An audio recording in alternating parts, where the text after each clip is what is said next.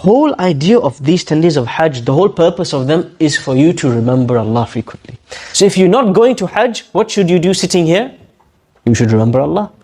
And what is the most important words to say to remember Allah in these 10 days that the Prophet ﷺ encouraged us to do and his Sahaba? One specific one, Uncle said it, At-Takbir. So you have to make an ambitious goal. Every day, I will make 1,000 takbirat every day. Not 100, not 200, 1,000. Because you are the people of the masjid. Hajj is the time of sacrifice. When you say Allahu Akbar, Allah is the greatest, what does that mean about everything else? They become small. So all the stress you have in your mind, all your bills, energy bills, cost of living, it becomes something small. First thing we said in the 10th of Dhul-Hijjah is the dhikr of Allah, especially the takbir. On the day of Arafah, the day of dua, the first rule I'm going to advise all of you, make dua in your own language. What language did Ibrahim a.s. use to make dua to Allah? Ibrahim a.s. didn't speak a letter of Arabic. He spoke Aramaic. Did Musa a.s. speak Arabic? He didn't speak Arabic. He spoke Aramaic. Did Isa a.s. speak Arabic? He spoke Akkadian. And they were still making dua to Allah, right? And their dua was still accepted, right? We don't need to make dua in Arabic. Allah understands every language. When you ask Allah in your language, what's the difference going to be? If you ask Allah in a language that's foreign to you, versus asking Allah in your native language, what's the difference going to be? Personalize the dua. Dua is going to come from the bottom of your heart.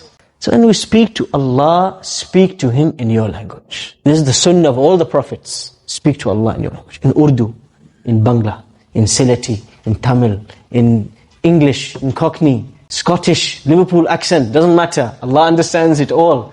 Speak to Allah from your heart. This is the most important thing, is the dua, for it to be accepted, it has to come from the bottom of your heart.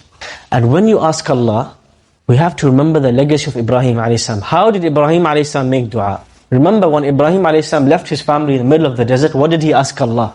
رَبِّ إِنِّي أَسْكَنْتُ مِنْ ذُرِّيَّتِي بِوَادٍ غَيْرِ ذِي زَرْعٍ عِنْدَ بَيْتِكَ الْمُحَرَّمِ. Oh Allah, I left my family in a place with nothing next to your future house. Now if you left your family in the desert, what would you first ask Allah for?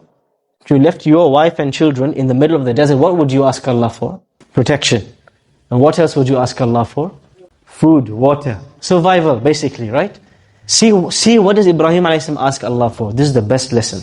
رَبَّنَا لِيُقِيمُوا الصَّلَاةِ. Oh Allah, make them people who pray salah.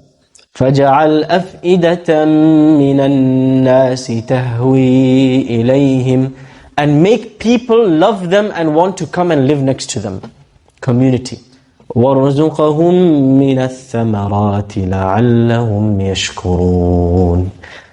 He asked Allah for salah, then for community, then third place, bronze medal, he asks Allah, oh Allah, give them food and drink. See the priorities of Ibrahim a.s. When we make dua to Allah, we tend to ask Allah, oh Allah, my exam, my promotion, my rizq. We ask Allah for this dunya.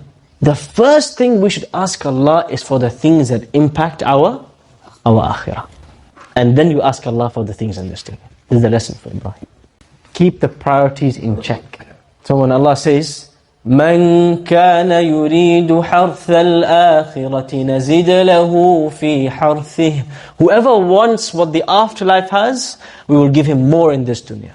ومن كان يريد حرث الدنيا نؤته منها وما له في الآخرة من نصيب.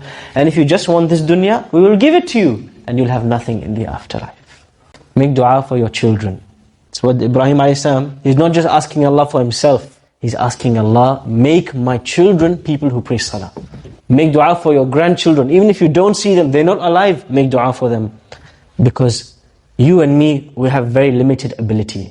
But Allah is the one who guides. So make dua for the afterlife. Make dua in your own language. And pour your heart out to Allah on the day of Arafah. Choose something in these 10 days that you're going to sacrifice for the sake of Allah. I'm going to tell you what I'm going to sacrifice. Not my son. I'm going to sacrifice my smartphone. Before Isha time today, this SIM card is going in a Nokia flip phone for 10 days. Because this is the thing that takes most of my time and your time away from Allah subhanahu wa ta'ala. So this is going. My qurbani. What's your qurbani? Tell me, what's your qurbani going to be in these 10 days? What are you going to sacrifice other than goat? Yes? What in your life are you going to sacrifice in these 10 days? The path to becoming close to Allah and becoming from the awliya is qurbani. You have to sacrifice something. You will never reach righteousness until you spend from the things that you love. So you have to tell me, what do you love the most in this dunya? Is it money? Give £1,000 for Allah this Dhul-Hijjah. Is it your time? You don't want to give your time to anyone? You're going to do i'tikaf in the masjid for 1 day. 1 day you're just going to give to Allah in the masjid. What do you love the most? You give it for the sake of Allah. This will push you to new heights in your closeness to Allah. Because how did Allah test Ibrahim alayhi salam? Tell me, Allah could have asked Ibrahim alayhi salam to take his own life. But is that the most beloved thing to Ibrahim? He can take his own life, no problem. But what is more beloved to him? The life of his son. Why? What is special about Ibrahim alayhi salam and his son? Who can tell me?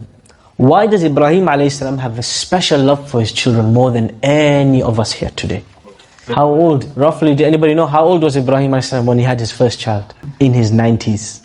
Imagine you have to wait till age 90 to have a child. How much you're going to love this child? Yes? Because Ibrahim alayhi salam waited. Imagine this situation. This happens today. A woman becomes pregnant.